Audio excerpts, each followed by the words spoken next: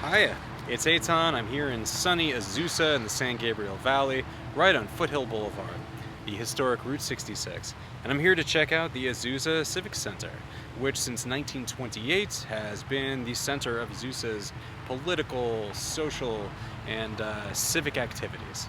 The land that's now Azusa was at one time owned by a guy named Don Enrique Dalton, otherwise known as Henry Dalton, who was an Englishman, came here, bought this land in the 1840s, and turned it into a winery. He had a distillery, he had a flour mill.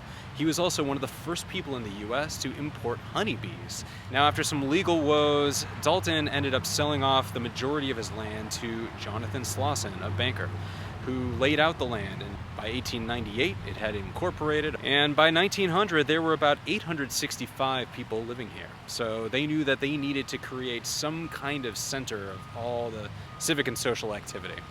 In 1910, they got a $10,000 grant from Andrew Carnegie to build a glittering new library. But by the late 1920s, the population had grown fivefold. It was creeping towards 5,000. And Azusa knew that it had to step up its civic building game.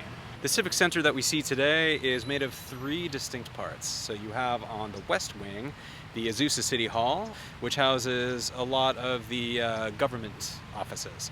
On the east side, you have the Azusa Auditorium, and that's where all of the city council meetings are held, where hearings take place. They had beauty pageants.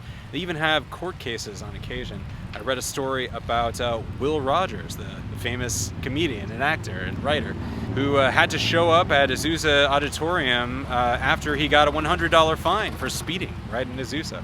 In the center is the administration building, and this has had quite a history. So originally, it was the Carnegie building. In the 1950s, they decided to build a separate library in the back. And so they turned the Carnegie building into an administrative office. But then the Sylmar earthquake in the early 70s destabilized the original Carnegie building. So they had to demolish it. And what we see right now was created in 1975 to harmonize with the Spanish colonial revival style, but with a couple modern touches. The three Civic Center buildings surround a courtyard that has a beautiful fountain in the center that was installed in 1975. It was actually a gift from the city of Zacatecas in Mexico, which is Azusa's sister city. The fountain is on the old footprint of a fish pond that was here since 1909. There have been some minor adjustments over the years. Most of what I noticed that's changed is a bunch of memorials all around this block to the Azusans who died in various different wars. It's really moving to walk around here. They have what they call a freedom walk that you can follow all around the block. They are really proud of their servicemen and women here in Azusa. I happen to be visiting on a federal holiday, so I wasn't able to get inside, but there is plenty to look at on the exterior of the Azusa Civic Center.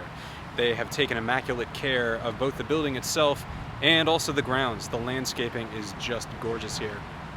They clearly care about their Civic Center here in Azusa. Thanks for doing LA with me.